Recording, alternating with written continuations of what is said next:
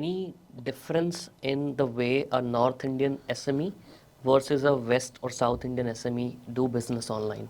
Actually, no. Online, offline doesn't matter, right? So ultimately, offline जो business हो रहा है, आप online उसको mimic करने की कोशिश कर रहे हो. That's all you're doing. And if you dumb down the problems, again, same thing. You buy raw materials, you process, and you sell it. So it's not different at all, right? So I mean, it's across sectors. India, it's See, the same. sectors maybe. So like auto sector would be prevalent in, let's say, a Pune or a Chennai, right? And so North India would be. A lot of consumer goods happen, let's say in Baddi, or a lot of packaging happens in Baddi. So you'll have pockets operating in different sectors, but ultimately, buying behavior, buying pattern, credit, it's very similar. More or less same. Yes, and there are certain pockets where credit is very difficult to give, right? So you avoid those certain pockets, and that's pretty much it. What are these pockets? So typically what happens is that certain pockets in India, without actually going into those details, it's very difficult to collect, right? Due to whatever reasons, because of the history, or I'll take one area's name, right? Bhilwara, for example, right? So it's a textile hub. So if you go and do lending over there, so it's a very tight-knit community over there, but so it's very difficult to get your money out. So you can always go and lend, you can always go and give them raw materials, but it's very difficult to get your money out. So we avoid certain pockets where we feel that collections will be an issue, because you can lend very easily. Collecting is the major issue.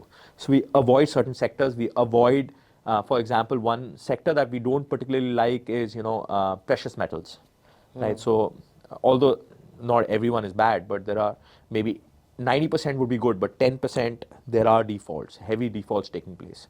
Right, so we would avoid certain sectors, we would avoid certain areas across India, and we heavily stick to it. Like real estate, we avoid. The reason we avoid real estate as well is that, obviously there are different reasons, is that you may build a building. What if no one buys? Right. Then your cash flow is limited. Then you won't pay your vendors, right? But if you're supplying to the government will pay irrespective. Right. Right, whether people move in or not, it's not the concern of the contractor. But if you're a real estate developer, people may not choose to buy a house. Then what will you do? Your cash flow is blocked.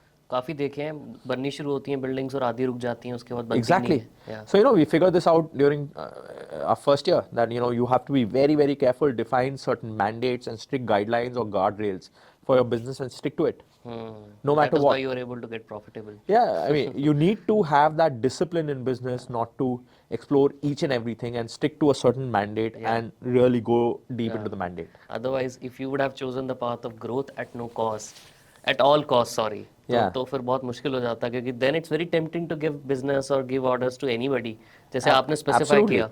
Absolutely. Right? Yeah. Yeah. Right, then you lend to everyone. You give to traders, and we also avoid lending to traders or giving materials to traders, right? The reason for that is that trader does not have a fixed place of operations, right? They don't have a manufacturing unit. They don't. They may shift tomorrow, like at a drop of a hat. What do you do? Right. So you need to have certain guardrails where you protect your business.